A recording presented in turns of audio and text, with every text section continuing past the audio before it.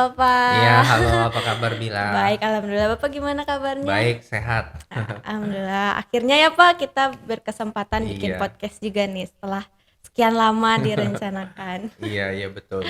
Oke, jadi saya kesini bawa pertanyaan nih Pak, yang pasti banyak banget ditanyakan sama teman-teman di luar sana, khususnya pemilik bisnis gitu ya, owner ataupun memang dia seorang desainer gitu. Pasti Mhm. ada pertanyaan-pertanyaan ini. Oke, mungkin saya boleh langsung ke pertanyaan pertama ya Pak. Iya, Jadi saya tuh ingin tahu nih Pak, sebenarnya tuh desain kemasan yang bagus tuh kayak gimana sih Pak? Karena kalau kita masuk gitu ya ke supermarket ataupun di warung gitu di etalase itu tuh ada banyak banget brand yang dijual. Ada banyak banget desain kemasan yang berbeda-beda. Meskipun produknya sama gitu ciki tapi warna-warni gitu ciki-cikian. Nah, jadi gimana caranya supaya produk yang kita buat, yang saya buat itu bisa langsung dapat perhatian gitu dari customers, jadi bisa dibeli dan dibawa pulang, dipilih gitu. Nah itu tuh desain kemasan yang bagus tuh kayak gimana sih Pak sebenarnya? iya, iya, iya, pertanyaan yang bagus ya. Tentunya bagi para pemilik bisnis, brand owner, dan desainer kemasan tentunya pengen bisa menghasilkan atau mendesain produk yang benar-benar impact ke konsumen. Hmm. Nah, kalau dijawab secara singkat, desain kemasan yang bagus itu tentunya yang dapat menjual. Hmm. Nah, tentunya dapat menjual itu kan perlu strategi khusus perencanaan.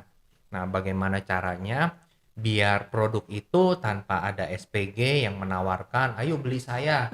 Tapi Mm-mm. dia bisa mampu menawarkan dirinya sendiri. Sendiri. Nah, jadi istilahnya stand out among the crowd. Hmm. Dari beberapa kompetitor itu dia paling menonjol, menawarkan ke konsumen, calon pembeli, Hmm. hal-hal yang lebih unggul dibandingkan kompetitornya. Baik. Tentunya prosesnya itu, kita perlu membuat kemasan yang bagus itu dari research paling penting. Hmm. Biasanya, kita pelajarin dulu produk yang mau dibuat ini target marketnya ke siapa, secara Oke. spesifik. Target market berarti Iya, ya. misalkan anak remaja, orang dewasa, Mm-mm. ibu-ibu muda, sampai first first jobber. Mm-mm. Nah, akhirnya dari situ kita akan mendapatkan satu insight, profil apa yang mereka minati, suka, yang menjadi tren, yang beresonansi dengan mereka saat ini. Hmm. Nah, nanti kita tuangkan ke dalam elemen-elemen desain, apakah itu logo, warna, tipografi, image-nya yang sesuai dengan target market suka. Nah, Hmm. dari situ nanti akan tercipta, walaupun prosesnya lebih kompleks ya, kita Hmm. harus pelajari juga ada aspek legal hukumnya, Hmm. sesuai aspek hukum ada aturan-aturannya, mana yang boleh, mana yang tidak boleh dicantumkan. Nah, kemudian itu semua tertuang dalam sebuah visual, Hmm. kita evaluasi terlebih dahulu, apakah kemasannya ini sudah cukup, evaluasi misalkan dari sisi marketing Oh mencapai ya. objektifnya tidak. Hmm.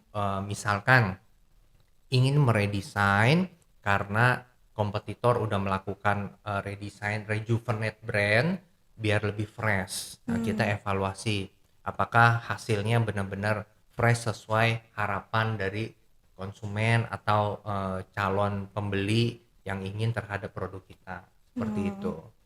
Berarti Mm-mm. memang target market itu harus benar-benar diperhatikan gitu ya. Jadi desain kita menyesuaikan sama pasarnya. Iya, betul. Dipasarkan kepada siapa gitu produknya. Ya. Oke. Nah, lalu eh, riset. Nah, kan target market ini sebenarnya bagian dari riset ya, Pak. Tapi untuk desain kemasan itu sendiri yang ada banyak warna gitu, bentuknya pun beragam gitu. Riset yang baik tuh sebelum bikin desain kemasannya tuh biasanya seperti apa? Oh iya. Biasanya bisa dimulai dari banyak hal ya. Hmm. Karena kan desain ini menurut saya nggak ada sesuatu yang pakem. Mm-mm. Kita bisa ngambil pendekatan dari sejarah, pendekatan dari ekspektasi konsumen, pendekatan dari tren dan sebagainya. Banyak sekali pendekatan itu. Tapi riset yang umum baiknya dilakukan itu ya kembali lagi kita istilahnya analisa lalu mendapatkan sesuatu discovery Hmm. dari karakter produk yang mau dibuat ya, target marketnya siapa, Mhm. itu juga biasanya ada proses yang lebih lengkap, Oh, namanya ya. FGD, Focus Group of Discussion. Oke. Jadi beberapa responden diminta untuk informasinya, minat mereka terhadap produknya dan sebagainya. Mmm. Terus riset juga bisa kita lakukan biasanya market visit. Mhm. Lihat yang produk-produk sudah ada di market, Mhm. kemudian apa yang digunakan, materialnya dan sebagainya. Nah, Oke. kemudian bisa lagi riset misalkan dari sisi visual, Mhm. dikaitkan dengan material yang digunakan. Mhm. Dari desain yang ingin dicapai, mampukah teknologi mesin printing cetak production-nya itu sesuai. Jadi Mhm. supaya tidak nanti desainer jalan sendiri, ternyata oh ini non productionable karena Mmm. warnanya dan sebagainya tidak bisa dicapai. Mmm. Nah, terus kemudian research-nya lagi pendekatan desain. Oh, ya. Nah, pendekatan desain ini digunakan untuk membuat konsep, Kons menjadi positioning produknya, menjadi keyword desainnya, menjadi brand personality-nya. Nah, riset-riset itulah yang nanti kita kumpulkan, data-datanya diolah. Pada saat tim kreatif udah masuk ke dalam desain, mhm. nanti selalu dicek lagi dengan Mmm. riset yang sudah diadakan itu. Mhm. Target market, objektifnya, kemudian kompetitor, tantangannya. Kemudian kalau saya biasanya selalu ingin menjawab pertanyaan yang terpenting, alasan apa bisa dipercaya untuk mau memilih dan membeli produk tersebut? Alasannya? Iya, Mmm. reason to believe. Oke. Nah, jadi itu harus terjawab dulu, kenapa sih Mmm. saya memilih produk yang ini? Nah, karena kita di areanya visual, di Mhm. desainnya, desainnya itu harus mampu menjawab Mmm. keinginan konsumen, menyampaikan pesan, keunggulan-keunggulan produk tersebut. Nah, Oke. jadi research-nya itu juga yang terpenting karakter produknya, kelebihan produknya apa? Oh, ya. Lalu misalkan kita sudah ketemu, oh mungkin dari bahan bakunya, Mhm. mungkin dari prosesnya, ada ingredient yang kompetitor lain tidak punya. Nah itu Beda. kita komunikasikan, Mhm. misalkan rendah sugar, sekarang kan health Mmm. awareness-nya Less makin sugar, tinggi, mhm. iya less sugar, itu yang dicantumkan. Nah itu kita taunya pasti dari riset, nggak bisa langsung loncat bikin desain secara instan, Iya. gitu. Berarti emang banyak banget ya, Pak, step-step Iya, risetnya itu. Oke, berarti kalau misalnya nih umpamanya saya mau bikin desain kemasan tapi misalnya dari bosen nih botolnya gini-gini aja, saya mau bikin botol yang beda, itu ada lagi riset dari materialnya gitu ya. Lalu setelah itu baru bisa riset untuk desain kemasannya.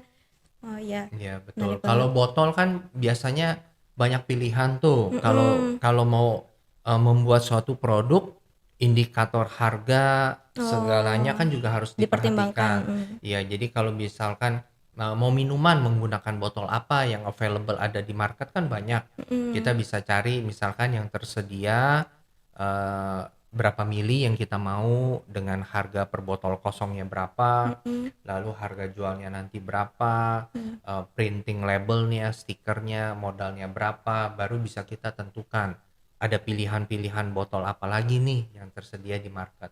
mmm, Kecuali mungkin kalau udah perusahaan besar dia bisa bikin molding sendiri, custom. mmm, Jadi brand-brand lain, produk lain nggak punya botol beda, itu, iya beda oh, seperti iya, itu. menarik banget ya, Pak. Mm.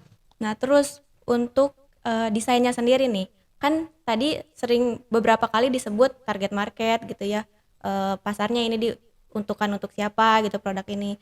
Nah, sementara saya mau tahu nih, Pak, kalau dari desainnya sendiri, selain dari target market ataupun misalnya di dalam target market itu, yang paling harus diperhatikan gitu supaya produk ini tuh memang benar-benar bisa, jadi yang paling menarik gitu di pasarannya, kira-kira apa ya? Hmm. Yang selain target market ya, Mhm. jadi mungkin hal lain yang harus diperhatikan eh, di kemasan cukup banyak. Cuman Mhm. kalau setelah target market yang harus itu dikomunikasikan adalah packaging design communication-nya.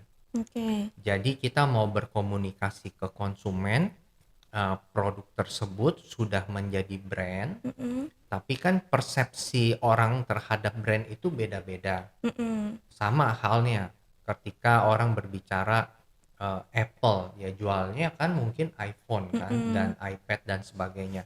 Tapi kan mungkin orang persepsinya ada yang quality, Oh iya, ya. Seperti Nike jualannya sepatu, sepatu.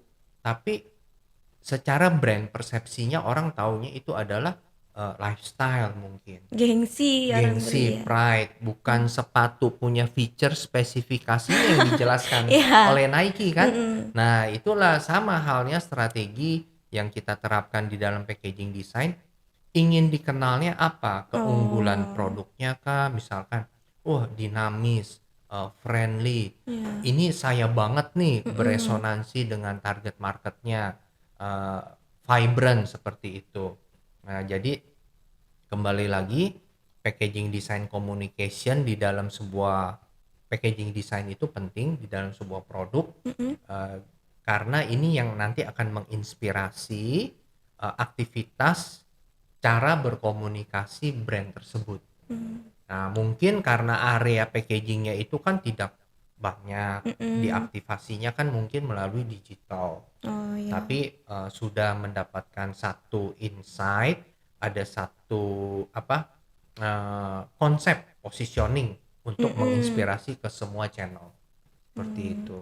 Jadi udah bisa tahu ya kita mau menghadirkan produk untuk apa gitu, apakah ada kelebihan dari segi bahan ataupun misalnya saya ingin yang beli produk ini tuh orang-orang yang bergengsi gitu, pengen jadi naikin status sosial kan kayak Apple gitu kan, saya mau punya Apple biar bisa dianggap keren gitu. Jadi dari situ juga harus dipikirkan gitu ya, Pak? Iya betul, selain Mmm. itu kan itu yang tadi saya mungkin, sharing kan, mengenai konsepnya. Mhm. Pada saat visualnya yaitu berperan elemen desainnya.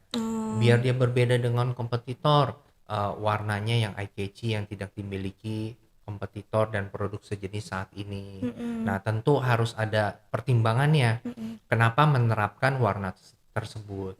Oke. Kemudian dari logonya unik, simple, mudah dibaca, mudah diingat, Oh. visibility-nya, clarity, nah itu udah masuk ke ranahnya elemen-elemen visual, Mmm. seperti Nah, itu. kalau ngomong-ngomong soal elemen nih ya kan di dalam desain itu ada banyak banget elemen desain gitu.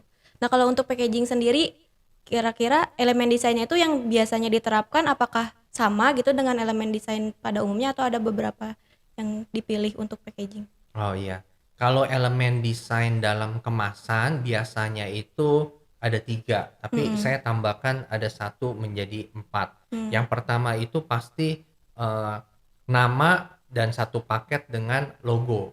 Oke. Namanya harus unik, mudah dibaca, mudah diingat, mudah diucapkan, seperti itu. Kemudian logonya seperti apa. Kita lihat tren dan, user sukanya seperti apa, yang simple, yang kreatif, yang, menarik ya, Mhm. itu yang pertama. Yang kedua, tipografinya. Oke.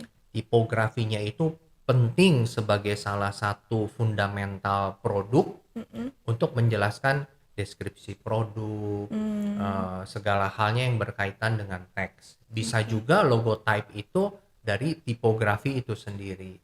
Nah, yang ketiga menurut saya yang paling vital Mhm. itu adalah, warna. Warna. Warna ya. Jadi, untuk orang-orang umumnya mengidentifikasi sesuatu produk paling mudah itu mengingat warna. Mhm. Ya, jadi mungkin dia udah ada, loyalitas terhadap satu brand Mhm. yang biasa dia beli. Pada saat dia datang, baik itu secara offline ya, di rak yang mana, biasanya secara research identifikasinya dari warna, dia Oke. ngambil. Nah, makanya kadang-kadang ini suka digunakan oleh beberapa brand yang sifatnya dia follower, Oh, ya. ngikut brand yang udah Yang udah ada, ada. yang terkenal, Mhm. warnanya sama. Mhm. Orang memang bisa terkecoh, mau ngambil brand yang dia punya ternyata ada brand Salah. yang lain dia salah, Mhm. gitu. Itu warna paling vital. Mmm. Jadi dulu saya kalau belajar, kuliah di packaging design kelasnya, Mhm. dosen saya sering bilang, desainnya semua bagus buat kemasan, salah pilih warna semuanya jadi rusak. Fatal banget. Iya, itu memang penting karena warna warna itu psikologis ya, dia Oh sukanya iya, seperti betul. apa, ada mengandung unsur itu. Nah, yang keempat itu adalah imagery, Oh. image-nya. Jadi misalkan produknya makanan, kue, Mhm. jadi kuenya Seperti foto apa? produknya seperti Mmm. apa, yang harus menggugah selera orang. Memang ini Mmm. baiknya dieksekusi oleh fotografer yang profesional. Profesional, ya. Tapi kalau memang untuk yang UMKM, biasanya pakai handphone asalkan benar-benar ditata dengan baik, ya tidak asal-asalan, itu juga Bagus. udah bagus Mmm. hasilnya bisa. Jadi imagery itu tidak hanya hasil foto, Mhm. bukan. Jadi bisa juga konsepnya di dalam packaging itu dia menggunakan imagery-nya dari ilustrasi. Oh, iya. Mungkin tidak ada foto produknya, ilustrasi lain, metafora yang menggambarkan satu kesenangan, Mhm. satu pesan emosional yang berbeda, itu juga bisa menjadi pendekatan yang jitu. Mhm. Nah, tapi lihat lagi ke target marketnya sudah mampu mencerna hal seperti itu belum. Takutnya Mmm. jangan sampai jadi bias, jadi tidak Mmm. dimengerti, padahal eksekusi desainnya, ilustrasinya sudah bagus. Berarti kembali lagi ke target market Iya, gitu, nah kalau itu untuk anak-anak. elemen-elemennya. Jadi, Mhm. apa tadi, dari logo, tipografi, warna, dan imagery. Imagery, mhm. Nah, saya tadi salah, bukan 4, berarti ada 5. Oke. Tapi yang kelima ini adalah, eee, bukan dalam elemen visual, Mhm. tapi untuk mengevaluasi atau melihat desain itu secara keseluruhan, yaitu namanya hierarki. Ada Hierarki. urutannya. Mmm. Jadi kan biasanya di packaging itu ada 4 elemen yang tadi tuh. Mhm. Kalau semuanya mau sama dominan, kan saling Rame. beradu kan Iya, rame kan rame jadinya banget, ya. Jadi ada hierarki, ada urutan, Ah. si desainer dan pemilik brand itu perlu mengerti Mhm. yang dikomunikasikan kalau dalam angka 1, 2, 3. Iya. Yang paling utama apa? Mhm. Biasanya antara logo sama image produk ganti-gantian. Mana dulu? Oh. Contoh misalnya KitKat, Mhm. logonya besar karena Oh, udah punya KitKat. Mhm. ekuitas. Imagery-nya coklatnya yang kecil. Nah, itu hierarki. Oh, iya. Kemudian kita mau menggiring mata konsumen, calon pembeli, melihatnya yang mana setelah itu. Klaimnya misalkan, kelebihan coklatnya dari coklat apa. Nah, nah itulah apa cara untuk kita mengevaluasi, oh ini desain kemasannya udah oke belum?